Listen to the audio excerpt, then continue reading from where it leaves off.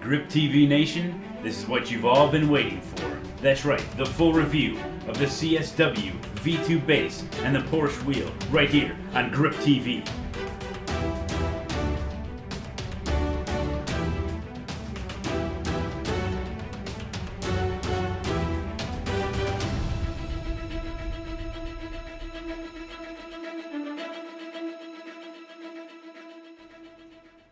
Alrighty then, here we go, Grip TV Nation, for the full review of the CSW V2 base and the Porsche wheel. Head on over to Fanatec.com to find more information about it, including the price. Whoa, yikes! Hey there, this is not what you would call an introductory wheel.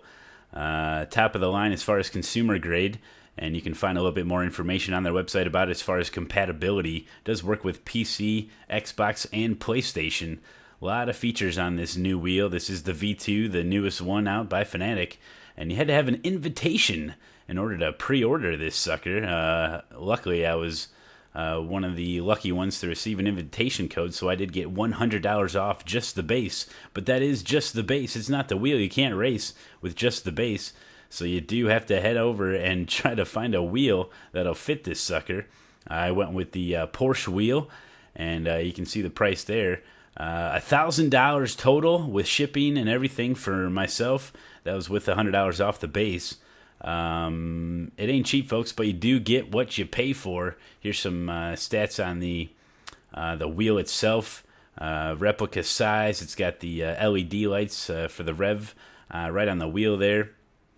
Find out more info on the website. So here we go. We got the wheel, and we're going to turn it on. I do like the way this thing does turn on. We'll take a look-see here. Just hold the button, turn it on, and away she goes. It's not as violent of a startup as my old wheel, which is nice. It's a lot more smoother, quieter.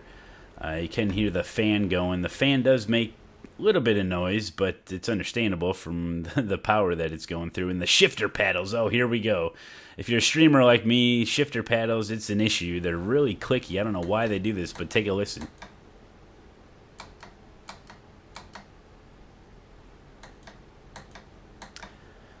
Why they have to make them so loud, not too sure. I'm going to try to find a fix for that, but that is an issue for me. So let's give it a shot here. We got it all hooked up. It's really just kind of plug and play.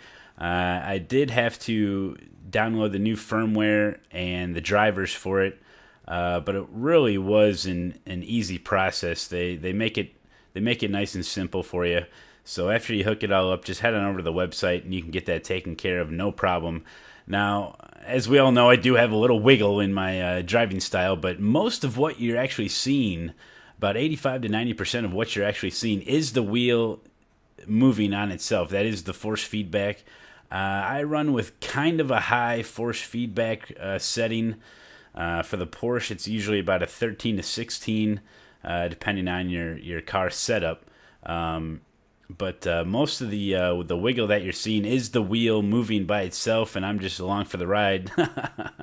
But just taking a look here, a little bit of the driving here. We're driving the Porsche at Suzuka, and you can just really tell tried to get the size in there, a good perspective. I actually have the GoPro camera in my mouth at the time of recording to try to get you guys the best perspective of what it's like for me when I'm behind the wheel of this thing. And you can just tell the size of this wheel is huge, and I do really like that. Makes it feel, the immersion factor is there, and I do like that a lot. As you notice, the wheel is not plastic like some other wheels out there, so it does not feel like a toy. It does feel real in your hands. It feels comfortable. It's smooth. It's really nice. there is some, the leather is stitched into place, obviously, and the stitching, we'll talk about that later, but that could become an issue in the months and years ahead. But for now, it seems like it's very well built, very nice stitching on there, except for the high wear areas, like where your fingers are and stuff. But very nice. You can see some of the button placement. We'll talk about that a little bit later. The button placement, how many buttons there are. They're all black. You may not be able to see all of them, but there's quite a few of them there. And they're all programmable for iRacing, any other type of sim racing game.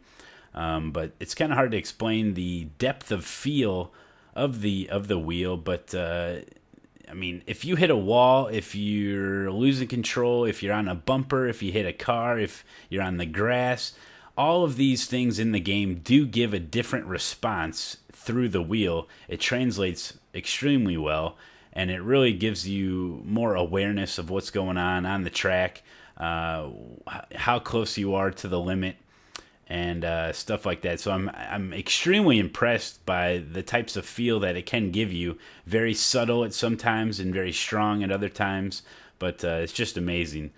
Here we go on to the settings part. Now you better write these down. Get your pencil and paper out here. These are the settings for my wheel currently right now as of the date of this video. I pretty much just set it up, and I haven't changed much of it so far. It seems to be working for me, so probably just leave it as is. Some of these settings, if you start turning them on, it really creates an issue. Some of these other settings can be overridden in iRacing and other sims, but they're the settings, folks, so write them down. The quick release, here we go. Get yourself a little Allen wrench. There's a locking pin in there, and you can take that off, and the wheel doesn't simply just come right off. It does take a little wiggle, and sometimes it'll pop you right in the face. Whoa, look out there, Malone. You may have some issues there, but it does come off pretty easily. And there you see the connector and the little groove that it does fit into, but not very difficult. I could see it could definitely be possible if you had an F1 rim to be able to swap these in between races. No big deal. You just put it back on, fit the groove in there, push the little plastic part, and then put your Allen screw right back in there, and you're good to go. You swapped out the wheel, so it's just that easy. Okay, pros and cons. Here we go, guys. The pros, the mounting template on this thing is exactly the same as the CSR wheel, my old wheel. So a lot of their wheels at Fanatec do have the same mounting template. So it was extremely easy for me. I used the same holes. I did not have to drill any additional holes. We talked about it before. The depth of feel is amazing in this wheel. You do get what you pay for as far as the quality. It's adjustable. The paddles are adjustable for length and how far back they are, so you can adjust the paddles there. I have not yet. I still have them at stock. They seem to work just fine for me. The buttons on it, there are a lot of buttons, but I have buttons both on the pros and the cons for this. So there are a bunch of buttons, which is nice, but later on we'll discuss how they're not well placed. But anyway, it is very well built. This thing is solid like a rock. It is solid, and it is just pretty amazing. And also the fact that it's not plastic. I mean, you hate to be driving, especially some of these endurance races coming up with team racing. I mean, this thing's not plastic. It does not feel like a toy, so it is really locked in. You feel like you're really driving the car, and it's just amazing. So those are the pros. Let's go on to the cons now. The cons, the big thing for me, because I'm a streamer, is the paddle click. And I really don't like the paddle click. I can even hear it with my headphones on. So even if you don't stream and stuff, I would say the paddle click is definitely an issue.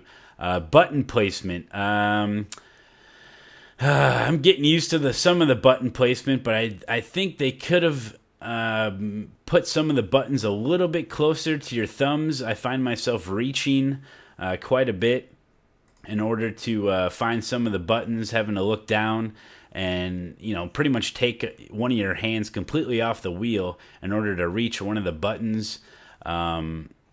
So I think they could have done a little bit better job as far as where they put the buttons in a cluster.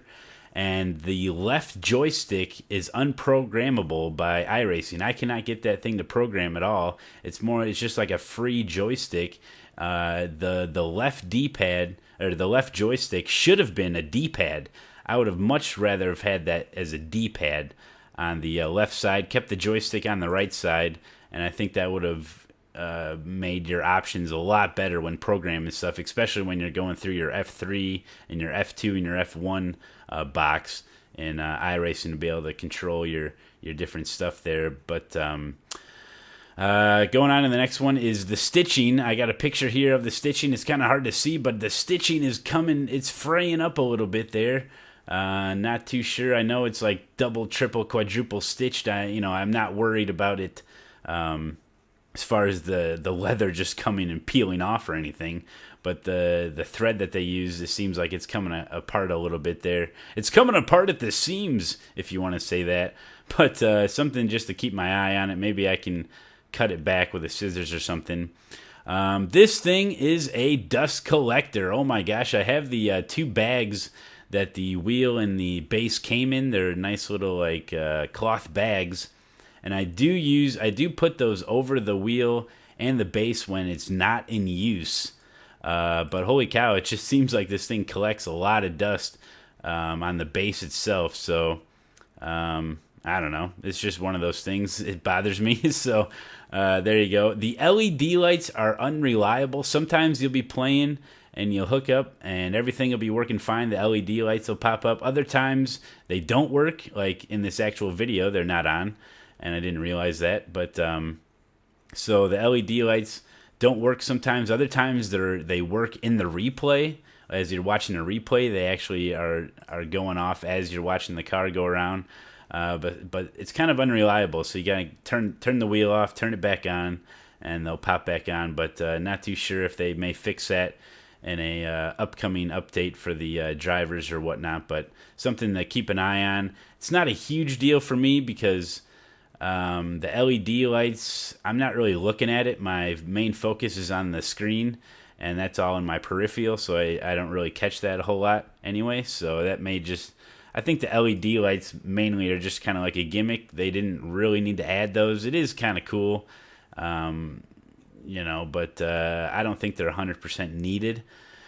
And another con would be the back plate on the back of the base. Make sure you hook up all of your connections before you mount this thing down, depending on your rig, of course. My rig, as you can see, big flat area, and I mounted the wheel, and then I couldn't get the plugs in.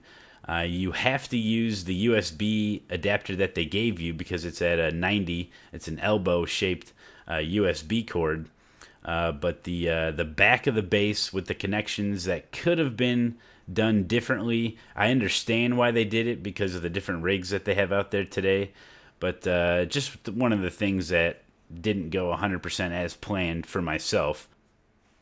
All right, guys, that was the pros and the cons of the Fanatec CSW V2 base and the Porsche wheel.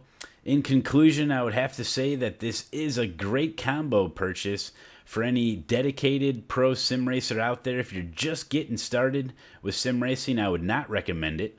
But for any of you long-term sim racers that are looking for a real step up, a real excellent upgrade, I would definitely go with this combo. Alright guys, that was the full review of the CSW Fanatec V2 base and the Porsche wheel. Hope you guys found it enjoyable. I hope you found it informative. If you have any questions or concerns or comments, I think there's a way to do that. Yep, right down below there on the old video there. Make sure you hit that like button. And hey, where the hell have you been my whole life? We do live racing right over on Twitch. Make sure you join us at twitch.tv/showdown1983. And we also do a giveaway every single week. That's right, get on in there, start betting those turkey legs, and you can win a car or a track of your choice every single week. Alright guys, well, good luck out there, try not to get punted, and I'll see you on the podium.